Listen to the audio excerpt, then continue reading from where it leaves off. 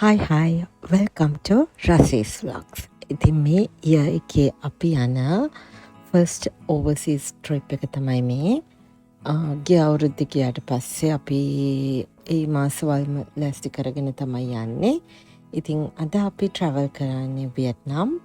එතකොට මේ tour එකේ මුල ඉඳලම මම ඔයගලන්ට පෙන්නන්නම් අපි බලපු තැන් ඒ ලස්සන තැන් මොනවද, ඒ වගේ අපි මොනවද කරේ, මේ ඔක්කොම දේවල් පෙන්නන්නම්. එතකොට මේ වියට්නාම් ටුවර් එක අපිට ප්ලෑන් කරලා හැමදේම අරේන්ජ් කරලා දුන්නේ ගැමුණු ට්‍රැවල්ස් කඳාන තියෙන ගැමුණු ට්‍රැවල්ස් එකේ ශශික මල්ලි. ඊට අමතරව ශශික මල්ලිත් එක්කම වියට්නාම් වල හිටපු වියට්‍රී එකේ මල්ලිත් ගේ ටීම් එක ඒගොල්ලෝ ඔක්කොම එකතු වෙලා තමයි මේ ලස්සන ජර්නි එක අපිට ප්ලෑන් කරලා දුන්නේ. ඉතින් මේ vlog එකේ සීරීස් කීපයක් තියෙනවා. ඉතින් ඒ හැම එකක්ම හරිම ලස්සන තැන් වලට මම ඔයාලව එක්කගෙන යනවා. ඕගලන්ට බලන්න පුළුවන්. ඕගලන්ටත් වියට්නාම් රටට යන්න ඕන නම් මම ඕගලන්ට ඩිස්ක්‍රිප්ෂන් බොක්ස් එකේ දානවා ගැමුණු ට්‍රැවල්ස් එකේ විස්තර, වියට්‍රී එකේ විස්තර. ඉතින් ඕගලන්ට කෝඩිනේට් කරගෙන මේ වගේ ලස්සන ජර්නි එකක් කරගන්න පුළුවන්. ඉතින් අපේ මේ රිලේෂන්ස්ලා කීප දෙනෙක් එකතු වෙලා තමයි අපි යන්නේ. මැලේසියන් එයර්ලයින්ස් තමයි අපි සිලෙක්ට් කරගත්තේ. ඉතින් මැලේසියාවේ පැය 3ක ට්‍රාන්සිට් එකක් තියෙනවා. එතනින් තමයි වියට්නාම් යන්නේ. අපි යන්නේ හැනෝයි වලට, ඒ කියන්නේ නොර්දර්න් වියට්නාම්. ඉතින් මේ ජර්නි එක හරිම ලස්සනයි. එතකොට මේකෙදි දැකපු මං ආස කරන ලස්සන තැන් කීපයක්ම ඔයාලට අරගෙන එනවා. එහෙනම් රැඳී ඉන්න මාත් එක්ක මේ රසීස් vlogs. ඊට පස්සේ අපි කොලලම්පුර් වලින් වියට්නාම් ෆ්ලයිට් එකට නැග්ගා. එතනින් අපි යන්නේ වියට්නාම්. ඉතින් මේ මං ආසම කරන දේ, ඒ කියන්නේ බෝඩින් ඔන් බෝඩින් එකේ ෆ්ලයිට් මීල් එකට තමයි මම මාර මාස මෙතන අපිට සර්ව් කරේ නාසි ලැමක්. ඒ කියන්නේ මැලේසියාවේ තියෙන මේන් මීල් එක. ඊට අමතරව salted peanut, එතකොට මම ආසම කරන apple juice එකක්, hot coffee, මේ වගේ ඔයාලට කැමති දෙයක් ෆ්ලයිට් මීල් එකේදී අරගන්න පුළුවන්. ඉතින් අපිට ෆ්ලයිට් මීල් එකේ ඉඳලම ඇතරම හරිම හොඳ සර්විස් එකක් මැලේසියන් එයර්ලයින්ස් වලින් ලැබුණා. ටේක් ඔෆ් එක, ලෑන්ඩින් එකේ කිසිම ගැටලුවක් නැතුව ස්මූත්ලි කරගන්න පුළුවන් වුණේ මැලේසියන් එයර්ලයින්ස් සර්විස් එක. ඒක සුපර්බ්. දැන් මේ ඔයගොල්ලෝ දකින්නේ වියට්නාම් එයාපෝට් එක. හැනෝයි එයාපෝට් එක. ඒ කියන්නේ වියට්නාම් වල කැපිටල් සිටි එකේ. ඉතින් මෙතනට ඇවිල්ලා හිටියා වියට්ශ්‍රී ට්‍රැවල් ඒජන්ට් එකේ මලිත. එයා ඇවිල්ලා අපිට වියට්නාම් වලට ආවේනික හැට්ස් කම්ප්ලිමන්ටරි විදියට අපිට දුන්නා. ඊට පස්සේ අපිව ග්‍රීට් කරලා ගයිඩ්ට බාර දුන්නා. මෙතනින් පස්සේ තමයි ඔයාලා දකින ලස්සන ව්ලොග්ස් මං අරගෙන එන්නේ. ඉතින් අපි බලමු මොකද වුණේ වියට්නාම් ගමන කියලා.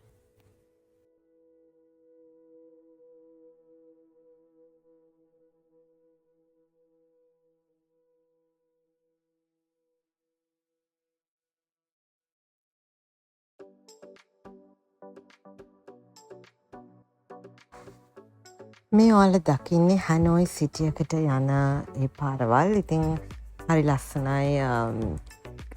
ඔයගලන්ට බලන්න පුළුවන් දෙපැත්තෙම ඒගොල්ලෝ එකම විදිහට හදපු බිල්ඩින්ග්ස් තියෙන්නේ. අපි බලමු මෙතනින් එහාට අපි මොනවද කරන්නේ කියලා.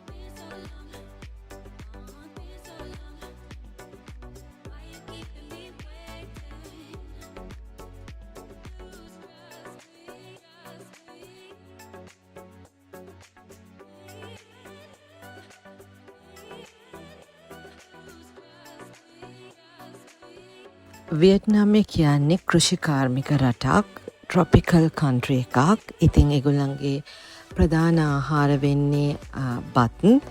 ඒ බත් එක ටිකක් ඇලෙන සුළු ස්ටිකි රයිස් එකක්.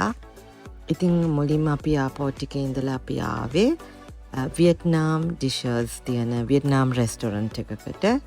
එතනින් තමයි අපි ලංච් එක අරගන්නේ.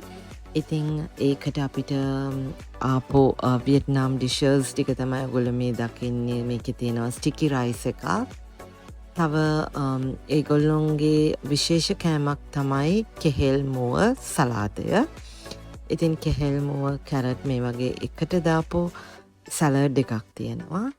ඊට පස්සේ චිකන් රෝස්ටඩ් චිකන් එතකොට මීට්ස් වර්ග නම් ගොඩාක් තියෙනවා. ඉතින් අපි හැම එකම අරගත්තේ නෑ. අපිට ගැලපෙන ඒවා තමයි අපි සිලෙක්ට් කරගත්තේ. ඉතින් ඒගොල්ලන්ගේ රයිස් ෆ්ලේක් එකක් තියෙනවා. එතකොට ස්ටිකි වලින් තමයි අපි කෑම ගන්න ඕනේ. ඉතින් මේ රයිස් ෆ්ලේක් එකත් එක්ක කන්න සලාඩ් එකක් ආවා. ඊට පස්සේ ඒකත් එක්ක කන ෆිෂ් සෝස් එක, වයින් සෝස් එක. ඉතින් මේ වගේ ගොඩාක් විවිධ දේවල් ඒගොල්ලෝ මික්ස් කරනවා. හැබැයි කන්නේ හරීම පුංචි ප්‍රමාණයක්. ඒ කියන්නේ කෑම වලට ලොකුවට වෙයිට් එකක් දෙන්නේ නැහැ.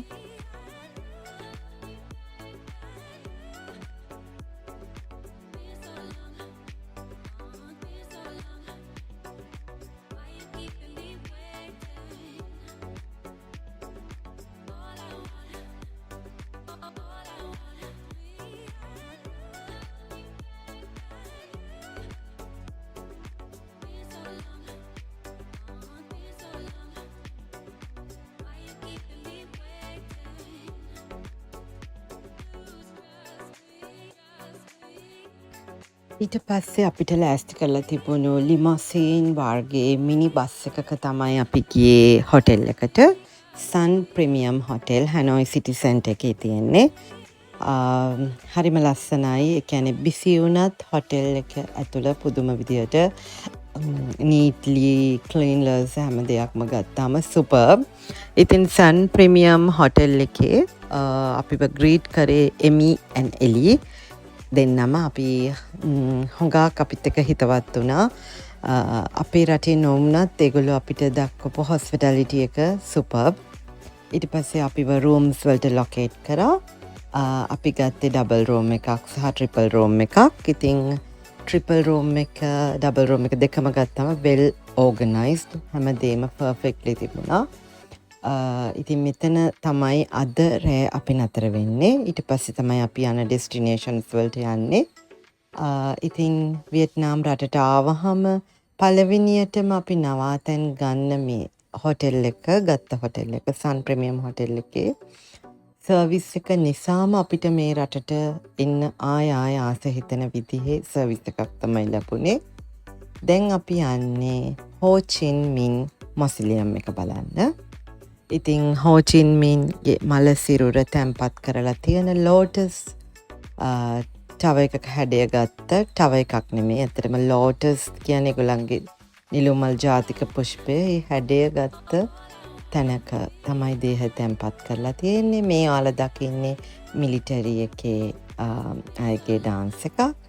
ඊට පස්සේ අපි යනවා අපිට ආවේනික වෙච්ච පන්සලක් නරඹන්න. පන්සලට ඒගොල්ලෝ කියන්නේ පැගෝඩා කියලා. ඉතින් මෙතන විශේෂත්වය තමයි ශ්‍රී මහා බෝධියේ අංකුරයක් තැන්පත් කරලා හදපු බෝධීන් වහන්සේ නම වැඩ සිටිනවා මෙතන. ඉතින් අපි ඒක බලන්න මුලින්ම ගියා. අපේ බෞද්ධ කොඩි හැමදේම දකිනකොට අපිට ලංකාවේ නෙවෙයි කියන හැඟීමක් ඇති වුණේ නැහැ. ඉතින් මේ පෙන්නන්නේ හෝ චින් මින් මොස්ලියම් එක. මේ පෙන්නන්නේ පැගෝඩා එක. එතකොට මේ තියෙන්නේ බෝධීන් වහන්සේ